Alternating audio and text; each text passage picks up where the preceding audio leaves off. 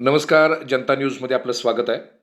सुमारे 10 वर्षानंतर होत असलेल्या जिल्हा परिषदेच्या निवडणुकीत आता खऱ्या अर्थानं रंग भरू लागलाय.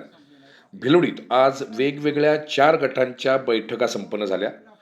काँग्रेस पक्षाकडे काल इच्छुक म्हणून मागणी करणारे संग्राम पाटील यांचे सुपुत्र प्रतीक पाटील यांनी त्यांच्या वॉर्डातील प्रमुखांची मीटिंग बोलवली होती.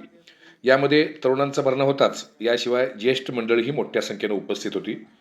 जिल्हा परिषद गटातील सर्व प्रमुखांसोबत आज ते बैठक घेणार आहेत. दक्षिण भाग सोसायटीचे माजी चेअरमन बाळासाहेब मोहिते यांनीही त्यांच्या वॉर्डासह गावातील लोकांबरोबर आज मीटिंग आयोजित केली होती.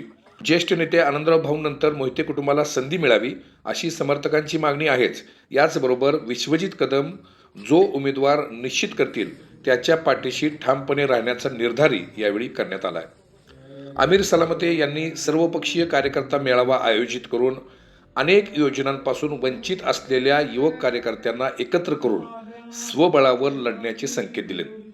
आतापर्यंत आमच्यासोबत असणाऱ्या युवकांचा फक्त वापर करण्यात आलाय. जो पक्ष किंवा जो नेता तरुणांच्या हाताला काम देईल, शासकीय योजनांचा लाभ मिळवून देईल, त्याच्या पाठीशी राहण्याबाबत ही विचार सुरू असल्याचं त्यांनी जनता न्यूजशी बोलताना सांगितलंय. माजी उपसरपंच मोहन तावदर यांनी ही निवडणुकीची तयारी सुरू केली आहे. निष्ठावंतांचा मेळावा या बॅनरखाली त्यांनी आज बैठक घेतली. स्वाभिमानी शेतकरी संघटनेचे संदीप राजोबा यांनी यापूर्वीच भिलवडी जिल्हा परिषद गटातून आपली उमेदवारी जाहीर केलेली आहे. प्राध्यापक एम आर पाटील, क्रांती कारखान्याचे संचालक विजय पाटील, माजी संचालक महावीर चौगुले, व्यापारी संघटनेचे रमेश पाटील, श्रीकांत निगम, विश्वजित पाटील, रणजित यादव, सुभाष वडेर यांनी भारतीय जनता पक्षाचे इच्छुक उमेदवार म्हणून मुलाखत दिलेली आहे.